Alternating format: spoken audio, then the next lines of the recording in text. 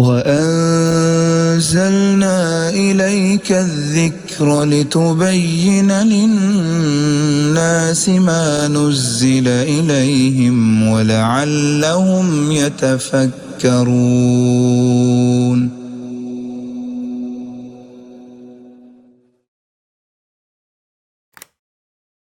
السلام علیکم ورحمۃ اللہ وبرکاتہ. ان الحمد للہ نحمده ونستعینه ونستغفره ونعوذ باللہ من شرور انفسنا ومن سیئات اعمالنا. من يهده الله فلا مضل له ومن يضلل فلا هادي له واشهد ان لا اله الا الله وحده لا شريك له وأشهد أن محمدا عبده ورسوله.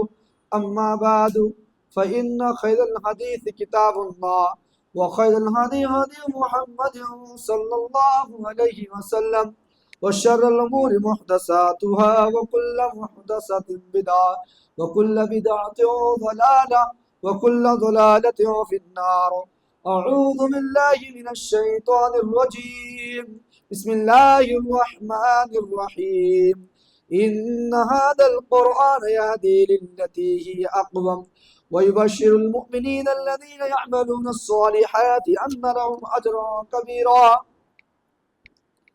محترم سامعین، اللہ رب العالمین کا شکر ہے کہ آج ہم لوگوں نے 15ویں تراویح مکمل کی اور 15ویں پارے کی تلاوت بھی ہم لوگوں نے سنی. آج 15ویں پارے کے اندر دو صورتیں، ایک سورہ بنی اسرائیل اور ایک سورہ کہف، ان دونوں صورتوں کی تلاوت کی گئی ہے. سب سے پہلے بنی اسرائیل کے اندر اللہ تبارک و تعالیٰ نے اس صورت کے اندر بنی اسرائیل کی تاریخ کو بیان کیا ہے، اور اس کے بعد اللہ تبارک و تعالیٰ نے اپنے نبی پاک صلی اللہ علیہ وسلم کو، محمد صلی اللہ علیہ وسلم کو بیت اللہ سے بیت المقدس تک اور اس کے بعد اس کے آگے ساتویں آسمان تک معراج کرایا، سفر کرایا. یہ ساری باتیں اس سورہ کے اندر ہے. اور سب سے پہلے اللہ تعالیٰ نے اس کتاب، جس کتاب کو ہم لوگ پڑھ رہے ہیں، سن رہے ہیں، اور رمضان المبارک کے سامنے ہمارے سامنے اس کی تلاوت کی جا رہی ہے، اس کتاب کو اللہ تبارک و تعالیٰ کہہ رہا ہے یہ سیدھا راستہ ہے. قرآن کریم یہ سیدھا راستہ ہے. اور جب جو قرآن کو پکڑ لے گا، جو قرآن کو تھام لے گا، جو قرآن کے مطابق اپنی زندگی کو بسر کرے گا، تو ویسے ہی جیسے ایک باپ اپنے بیٹے کے انگلی کو پکڑ کر چلاتا ہے. جب بیٹا چھوٹا ہوتا ہے تو باپ جب اس کو لے کے چلتا ہے تو بیٹا اگر کسی غلط چیز کو پکڑنے کے لیے دوڑتا ہے یا نقصان دہ چیز کی طرف وہ بھاگتا ہے تو باپ تو فوراً اس کو پکڑ لیتا ہے، اس کو نقصان کی طرف نہیں جانے دیتا. کیوں؟ بچوں کو تکلیف نہ ہو جائے.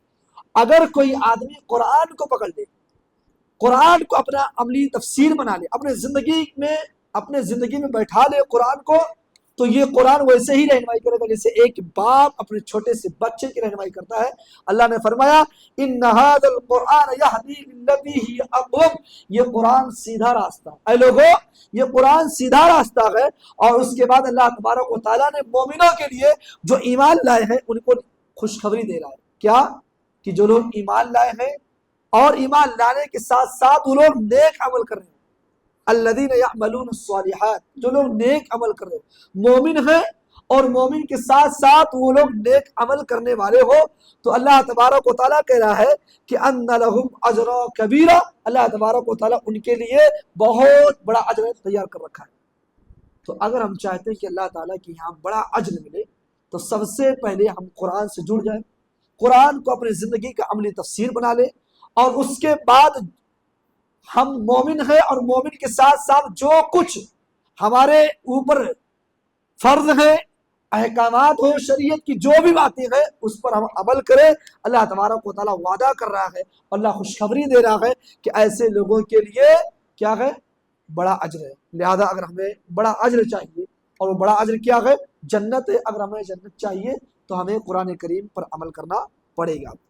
اس کے بعد اللہ تبارک و تعالیٰ نے بنی اسرائیل کے اندر ماں باپ کی اہمیت کی طرف بھی رہنمائی کی. اس سورہ کے اندر اگر دیکھیں تو اللہ تبارک و تعالیٰ نے پورے قرآن میں جہاں بھی اپنی عبادت کا تذکرہ کیا، اللہ تبارک و تعالیٰ نے جہاں بھی اپنی عبادت کا ذکر کیا ہے، اللہ تعالیٰ نے وہاں ایک چیز اور ملا دی، وَبِالْوَالِدَيْنِ إِحْسَانًا ملا دیا۔ اللہ نے فرمایا وَقَضَىٰ رَبُّكَ أَلَّا تَعْبُدُوا إِلَّا إِيَّاهُ وَبِالْوَالِدَيْنِ إِحْسَانًا۔ اللہ تبارک و تعالیٰ کا یہ حکم ہے، یہ اللہ آپ کو حکم دے رہا ہے، یہ اللہ انسانوں کو حکم دے رہا ہے کہ اے لوگوں اللہ تبارک و تعالیٰ کی عبادت کرو، وَبِالْوَالِدَيْنِ إِحْسَانًا، اور اپنے ماں باپ کے ساتھ حسن سلوک کرو۔ قرآن کریم کی جتنی ہی آیتوں کو دیکھیں گے اللہ ایک جگہ فرما رہا ہے وَاعْبُدُوا اللَّهَ وَلَا تُشْرِكُوا بِهِ شَيْئًا وَبِالْوَالِدَيْنِ إِحْسَانًا۔ او لوگو اللہ تعالیٰ کی عبادت کرو، اللہ کی عبادت کے ساتھ ساتھ وَبِالْوَالِدَيْنِ إِحْسَانًا، اپنے ماں باپ کے ساتھ حسن سلوک کرو۔ پتہ یہ چلا کہ اللہ کی عبادت کے بعد اللہ جس چیز کا حکم دے رہا ہے وہ ماں باپ کے ساتھ حسن سلوک کا ہے، لیکن آج کتنے ایسے بد نصیب اولاد ہیں، کتنے بدقسمت اولاد ہیں جو جن کے پاس ماں باپ زندہ ہیں، ماں بھی ہے اور باپ بھی ہے، لیکن ان کو اپنے ماں باپ کی قدر نہیں معلوم، وہ اپنے ماں باپ کی قدر نہیں کرتے۔ تھوڑے سے قابل ہوئے، وہ پیسہ کمانا شروع کر دیے، اب وہ چاہتے ہیں کہ میں باپ بنوں، میرا باپ بیٹا بنے، وہ اپنے حکم اپنے باپ کے آگے چلاتے ہیں۔ ارے وہ باپ جنہوں نے شادی کے بعد تمہاری ماں سے شادی کیا اور شادی کے بعد جیسے تم پیدا ہوئے وہی سے اس باپ نے اپنے زندگی کے تمام جو اس کو پسند تھی ساری پسندیدہ چیزوں کو چھوڑا، کیوں؟ اپنے بچوں کے فیوچر کے لیے، اپنے بچوں کے مستقبل کے لیے اس باپ نے اپنی تمام خوشی کی چیزوں کو قربان کر دیا، اور آج جب تم کمانے لائق ہو گئے ہو تو کیا کہتے ہو؟ میرا حکم گھر میں چلے گا۔ نہیں، ایسا نہیں ہونا چاہیے۔ ماں باپ کی بڑی اہمیت ہے۔ اللہ تعالیٰ نے فرمایا کہ اللہ کے ساتھ ساتھ، اللہ کی عبادت کے ساتھ ساتھ ماں باپ کے ساتھ حسن سلوک کرنا ہے۔ ایک صحابی اللہ کے نبی کے پاس آتے ہیں اور اللہ کے نبی سے کہتے ہیں کہ ای الاعمال احب الی اللہ تعالی، اے اللہ کے نبی صلی اللہ علیہ وسلم، اللہ کے نزدیک سب سے محبوب عمل کون سا ہے؟ اللہ سب سے زیادہ پسندیدہ عمل کون سا؟ اللہ کس عمل کو سب سے زیادہ پسند کرتا ہے؟ اللہ کے نبی کہتے ہیں الصلاۃ علی وقتها، جب نماز کا وقت ہو جائے تو نماز ادا کر لو، یہ عمل اللہ تعالیٰ کو بہت زیادہ پسند ہے۔ کیا مسئلہ معلوم ہوا کہ اللہ کے نزدیک سب سے محبوب عمل نماز کا جب وقت ہو جائے، ظہر کا وقت ہوا تو تاخیر مت کرو، اور یہ مت دیکھو کہ ابھی ہم چند منٹ کے بعد پڑھ لیں، ابھی تو ٹائم ہے، ابھی عصر کا وقت شروع نہیں ہوا ہے۔ نہیں میرے بھائی، الصلاۃ علی وقتها، جس نماز کا وقت ہو جائے اس کے اول وقت نماز ادا کرنا، یہ اللہ تبارک و تعالیٰ کے یہاں سب سے محبوب عمل ہے، لیکن آج اس میں بھی ہم پیچھے ہیں۔ نماز کا وقت کب شروع ہوتا ہے اور ہم کب نماز ادا کرتے ہیں؟ کتنے ایسے مسلمان بھائی ہیں جو ان کی نمازوں کو بھی دیکھو، میں یہ نہیں کہتا ہوں کہ تاخیر کر کے پڑھنا یہ ناجائز نہیں ہے، درست ہے، لیکن اللہ کے یہاں سب سے اچھا عمل اور محبوب عمل الصلاۃ علی وقتها، نماز کا وقت جیسے شروع ہو، ظہر کا جیسے شروع ہو، عصر کا جیسے شروع ہو، ویسے ہی پڑھ لیا جائے، یہ عمل اللہ تعالیٰ کو سب سے زیادہ محبوب ہے۔ ایک آدمی اول وقت میں نماز پڑھتا ہے اور ایک آدمی جو ہے اول کو تاخیر کر کے پڑھتا ہے، دونوں کے اندر ڈفرینس ہے، اس کو ثواب کچھ اور ملے گا، اور جو تاخیر کر کے نماز پڑھا اس کو ثواب کچھ اور ملے گا۔ حالانکہ نماز دونوں نے پڑھی ہے، لیکن جس نے اول وقت نماز پڑھی ہے اس کی اہمیت اللہ کے یہاں کچھ اور ہے، لہٰذا اپنی نمازوں کے اوقات کو بھی صحیح کرنے کی ضرورت ہے۔ اس کے بعد اللہ کے نبی صلی اللہ علیہ وسلم سے وہ صحابی کہتے ہیں ثم ایو، اے اللہ کے نبی اس کے بعد اللہ کو کون سا عمل پسند ہے؟ اللہ کے نبی کہتے ہیں بر الوالدین، ماں باپ کے ساتھ حسن سلوک کرنا، ماں باپ کے ساتھ احسان کرنا۔ پھر صحابی رسول کہتے ہیں اللہ کے نبی اس کے بعد کون سا عمل؟ اللہ کے نبی کہتے ہیں الجہاد فی سبیل اللہ، اللہ کے راستے میں نکل کر جہاد کرنا۔ اس حدیث سے معلوم یہ ہوا کہ اللہ تبارک و تعالیٰ کو سب سے زیادہ اگر کوئی عمل پسند ہے تو وہ عمل نماز کا وقت ہو جائے، نماز ادا کر لیا جائے، اور اس کے بعد سب سے اہم عمل اللہ کے یہاں ماں باپ کے ساتھ حسن سلوک کرنا ہے۔ اور اس حدیث سے یہ بات بھی معلوم ہو گیا کہ جہاد سے بڑا عمل، جہاد سے اللہ کے راستے میں جہاد کرنے سے بھی زیادہ عمل کیا ہے؟ ماں باپ کے ساتھ حسن سلوک کرنا ہے۔ اور آپ کو بتاؤں، ایک صحابی رسول آتے ہیں اللہ کے نبی کے پاس، اور اللہ کے نبی صلی اللہ علیہ وسلم سے کہتے ہیں اللہ کے نبی میں جہاد میں جانا چاہتا ہوں، اجہاد، اللہ کے نبی میں جہاد میں جانا چاہتا ہوں، شرکت کرنا چاہتا ہوں۔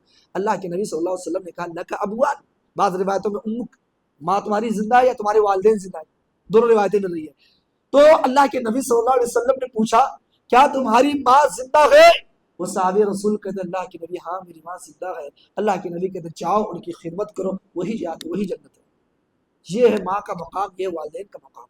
اور آپ دیکھیں ایک صحابی اللہ کے نبی کے پاس آتے ہیں اور وہ صحابی رسول اللہ کے نبی صلی اللہ علیہ وسلم سے کہتے ہیں اللہ کے نبی سب سے زیادہ میرے اوپر کس کا حق ہے کہ میں احسان کروں؟ سب سے زیادہ اگر میں کسی کے ساتھ احسان کروں تو وہ کون سا شخص ہے جس کے ساتھ میں احسان کروں؟ اللہ کے نبی کہتے ہیں امو کا تمہاری ماں۔ وہ صحابی رسول پھر کہتے ہیں اللہ کے نبی اس کے بعد کون؟ اللہ کے نبی کہتے ہیں امو کا تمہاری ماں۔ اللہ کے نبی کے صحابی تیسری مرتبہ سوال کرتے ہیں اللہ کے نبی اس کے بعد کس کا حق ہے؟ اللہ کے نبی کہتے ہیں امو کا تمہاری ماں۔ چوتھی مرتبہ صحابی رسول جب سوال کرتے ہیں اللہ کے نبی میں 3 مرتبہ سن چکا ہوں ماں ماں ماں، اس کے بعد کس کا حق ہے؟ اللہ کے نبی کہتے ہیں ابو کا تمہارا باپ۔ اس حدیث سے معلوم یہ ہوا کہ ماں کا مقام مرتبہ باپ کے مقابل میں 3 گنا زیادہ ہے۔ لیکن ایسا نہیں ہے کہ صرف ماں کا اطاعت کیا جائے گا، ماں کی بات کو مانا جائے گا اور باپ کو چھوڑ دیا جائے گا، نہیں، باپ کے مقابلے میں ماں کا جو مقام مرتبہ ہے یہ کچھ زیادہ ہے۔ اس حدیث سے وضاحت ہو رہی ہے۔ لیکن میرے بھائیوں آج دیکھا جا رہا ہے والدین کے ساتھ کتنی بدسلوکی ہو رہی ہے۔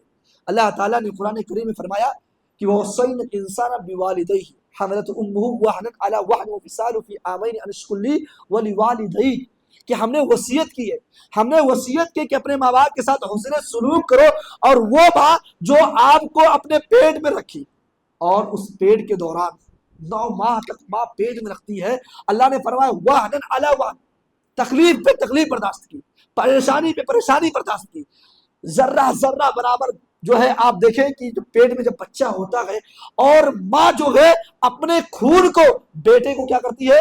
اپنے خون کو دودھ کی شکل میں اس پیٹ میں بچے کو پلاتی ہے، ماں کا خون بچہ پیتا ہے۔ اور آج جب وہ بچہ باہر نکلتا ہے اور تھوڑے سے کمانے کے لائق ہوتا ہے، جوان ہوتا ہے، شادی ہوتی ہے، اس کے بعد وہی بیٹا جنہوں نے اپنے ماں کا دودھ پیا ہے، جو اپنے ماں کا خون پیا ہے، اور وہی اپنے ماں کو گالی دے۔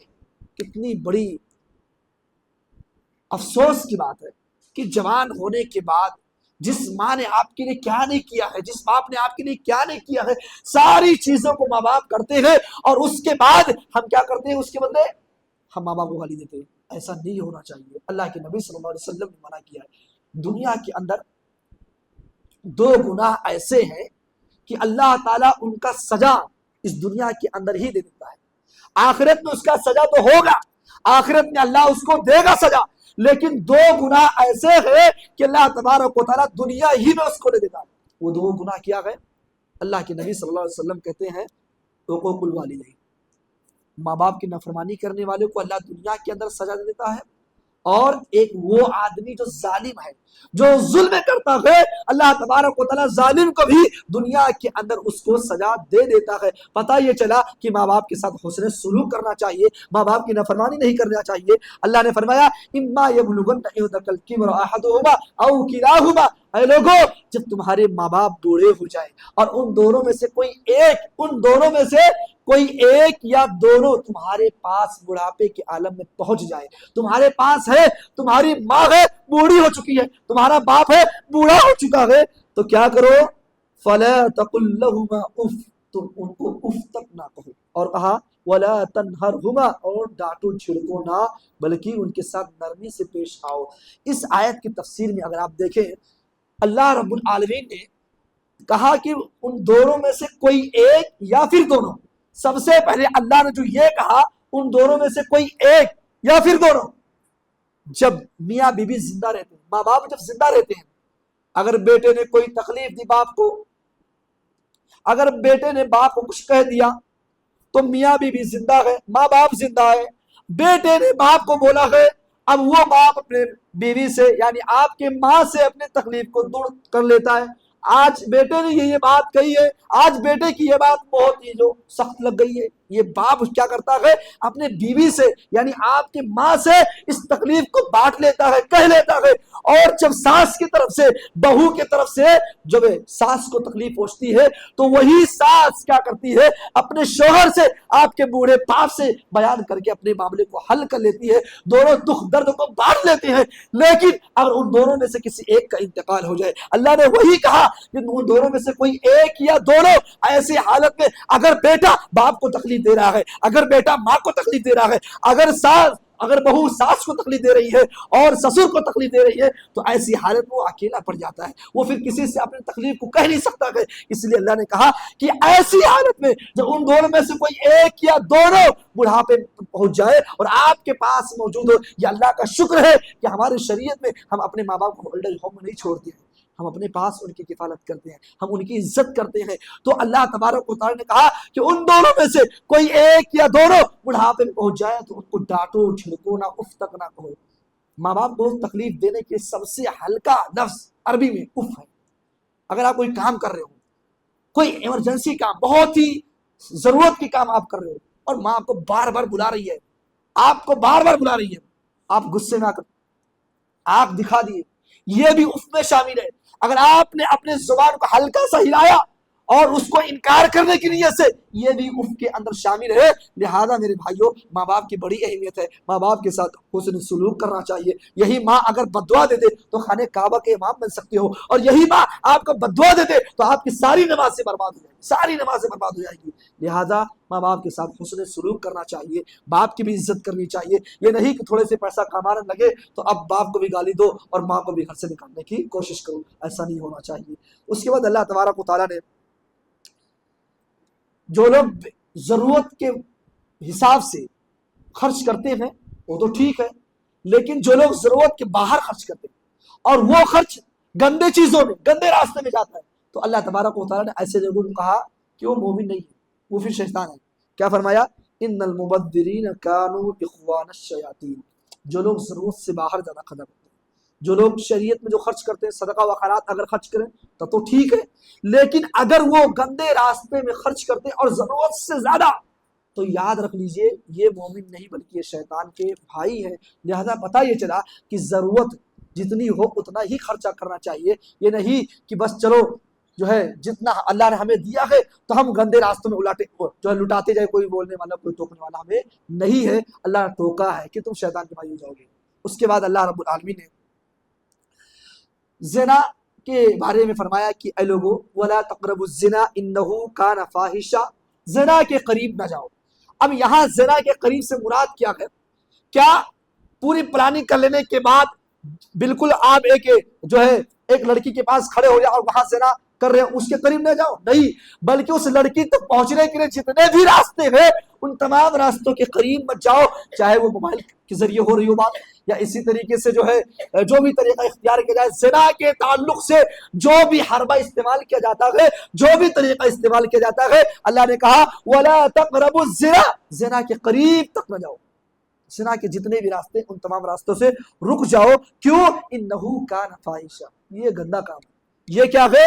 گندا کام ہے. وساء سبیلا, اور یہ غلط راستہ ہے. اللہ نے 3 چیزیں بیان کی. ایک تو قریب نہ جاؤ, اور کیوں نہ جاؤ؟ کیوں یہ گندا کام ہے اور یہ گندا راستہ بھی ہے, لہذا اس سے ہمیں بچنا چاہیے. اس کے بعد اللہ تبارک و تعالیٰ نے کچھ اخلاقی بگاڑ جو ہمارے اندر آج پیدا ہو چکی ہے اس کی طرف بھی رہنمائی کیا, جیسے کہ کسی کو قتل کرنا. اب تو بہت سارے ایسے لوگ ہیں, پیسہ ہے, آپ کا دشمن ہے, خود نہیں مارتے تو اس کو پیسہ دے کے کسی گنڈے کو لگا دیتے, اس کو ٹپکا دو, اٹھا دو. یہ طریقہ غلط. اللہ نے کہا وَلَا تَقْتُلُوا النَّفْسَ الَّتِي حَرَّمَ اللَّهُ, کہ کسی آدمی کو قتل کرنا جس نے کوئی غلطی نہ کی ہو. قصاص واجب نہیں ہے اس کے اوپر, تمہارے اوپر قصاص نہیں ہے. کوئی ایسا کام اس نے نہیں کیا کہ تم اسے قصاص لے سکو اور تم اس کو قتل کر رہے ہو, اللہ نے منع کیا, نہیں کر سکتے. اسی طریقے سے جو پیٹ میں عورتیں اپنے بچوں کو مار دیتی ہیں, یا شوہر کے دباؤ میں شوہر اپنے بیوی کو بولتا نہیں ہمیں ابھی نہیں چاہیے, تو ایسے لوگ بھی اس آیت کے زمرے میں شامل ہیں, نہیں مارنا چاہیے. اس کے بعد اللہ تبارک و تعالیٰ نے وَلَا تَقْرَبُوا مَالَ الْيَتِيمِ, یتیموں کے مال کے قریب جانے سے منع کیا ہے, اور اس کو کھانا تو بہت دور کی بات ہے.